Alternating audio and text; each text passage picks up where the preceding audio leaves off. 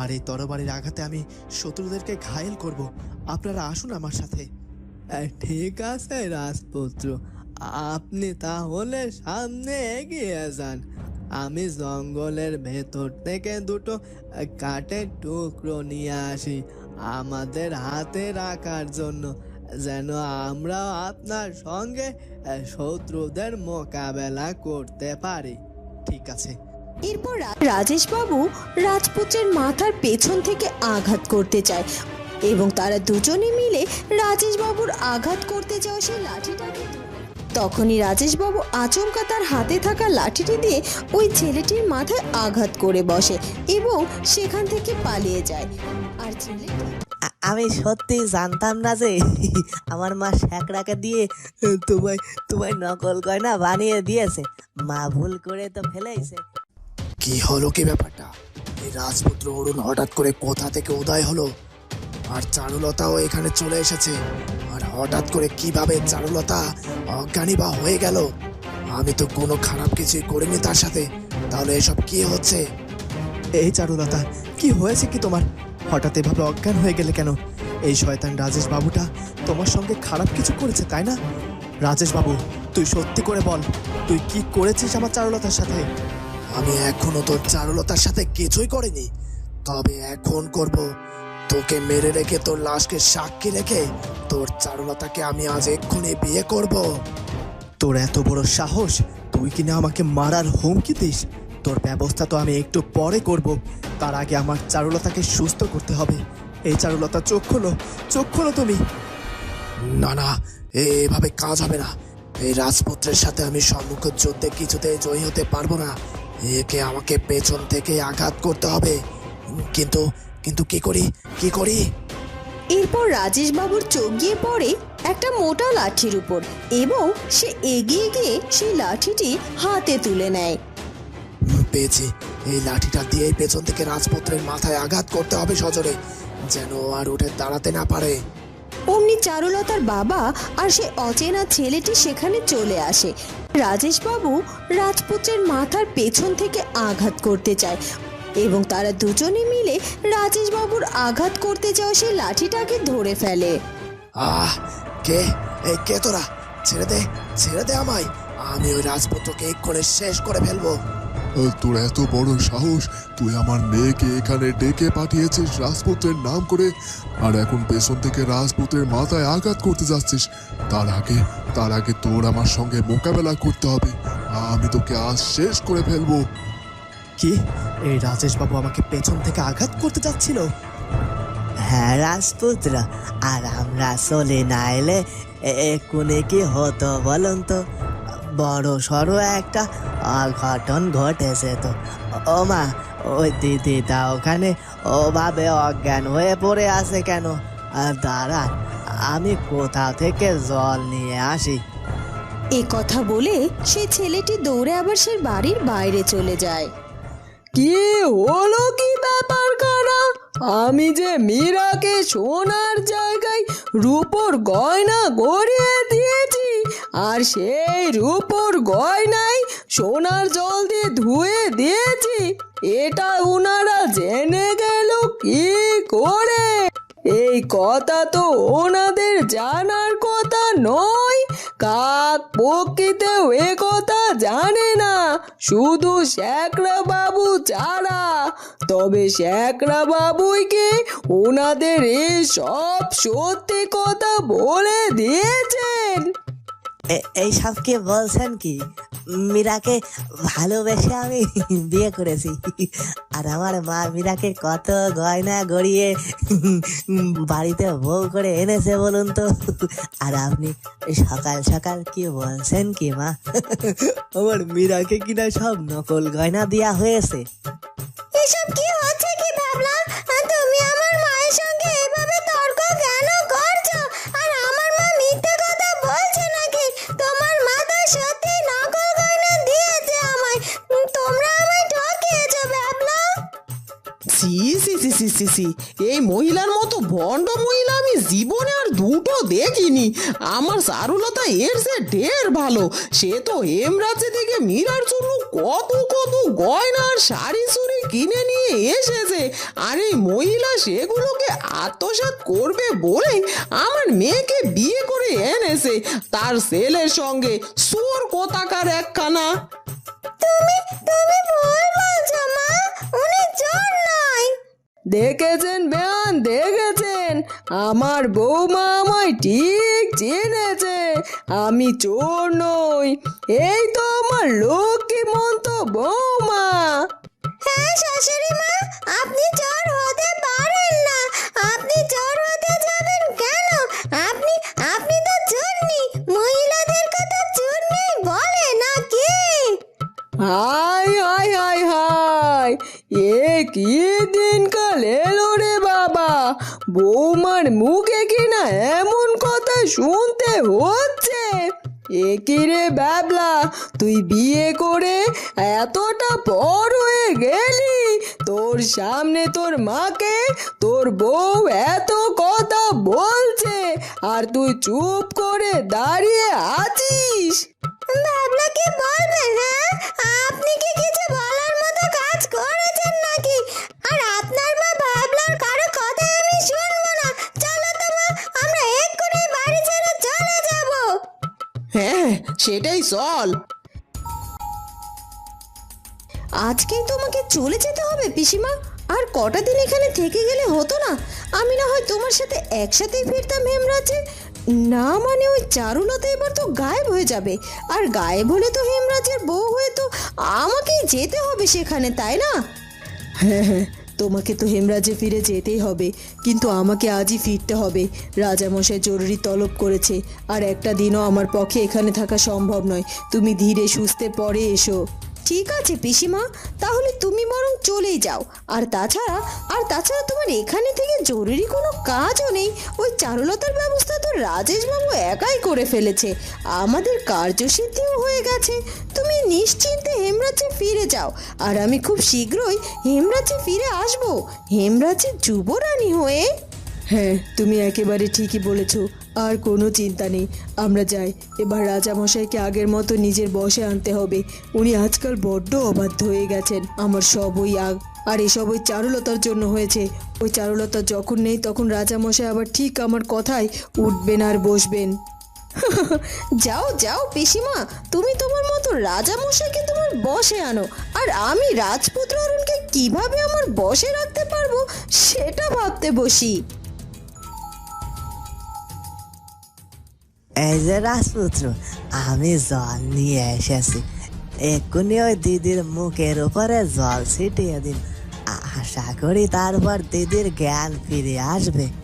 এরপর ছেলেটির কাছ থেকে জলের পাত্রটি নিয়ে রাজপুত্র চারুলতার চোখে মুখে সেই জল ছিটিয়ে দেয়। তারপরে চারুলতা ধীরে ধীরে সুস্থ হয়ে যায়। এ কি? চারুলতা মিটমিট করে তাকাচ্ছে, তার মানে চারুলতার জ্ঞান ফিরে এসেছে। তোমায় অনেক ধন্যবাদ ভাই, তুমি আমাদেরকে অনেক সাহায্য করেছো। তোমার এই সাহায্যের ঋণ আমি কোনোদিনই ভুলবো না, আর এর জন্য আমি তোমায় পুরস্কৃত করব। চারুলতা, চারুলতা, তুমি ঠিক আছো তো? কি রে মা চারুলতা, এখন কেমন লাগছে? তোর শরীর ঠিক আছে তো? রাজপুত্র, তোমরা এসেছো? জানো বাবা, আমি ভেবেছিলাম আমি বোধহয় আর বাঁচবো না, আমার জীবন বোধহয় এখানেই শেষ। ওই রাজেশ বাবু আমাকে হয়তো শেষ করে দেবে। চারুলতা বারবার কথা বলতে গিয়ে কান্নায় ভেঙে পড়ে। রাজপুত্র চারুলতার মনের অবস্থা দেখে বুঝতে পেরে তাকে সাহস দেয়। কাঁদছো কেন চারুলতা? তুমি তো এতটা ভীতু নও। আর তুমি ভাবলে কি করে তুমি বিপদে পড়বে আর তোমার রাজপুত্র আর বাবা তোমাকে বাঁচাতে আসবে না? আমার রাজপুত্র নিজেকে আমার বলে দাবি করছে, তার মানে রাজপুত্র আমার আপনজন। এই কথা সে মেনে নিয়েছে। আমি কোনো স্বপ্ন দেখছি না বাবা, সত্যি সত্যি কি তোমরা এসেছো আমাকে বাঁচাতে? হ্যাঁ রে মা, আমরা এসেছি তোকে বাঁচাতে, আর ওই রাজেশ বাবুকে শাস্তিও দেবো আমরা। তোর কোনো ভয় নেই। ওই রাজেশ বাবুকে তো আমি সারা জীবনের জন্য কারাদণ্ড দেব, যেন সে বাইরে থেকে আর কোনোদিনও আমার চারুলতার দিকে নজর দিতে না পারে। না না, আমি মনে হয় এদের সাথে আর পেরে উঠবো না। আমাকে আমাকে এখান থেকে এখনই পালাতে হবে, এখনই পালাতে হবে। এ কথা বলেই রাজেশবাবু এক পায়ে দু পায়ে পেছন দিকে পালাতে থাকে। তখনই সেই ছেলেটি তার পথ আটকে দাঁড়ায়। এই কি ব্যাপার, আপনি এভাবে এক পায়ে দু পায়ে কোথায় পালিয়ে যাচ্ছেন শুনি?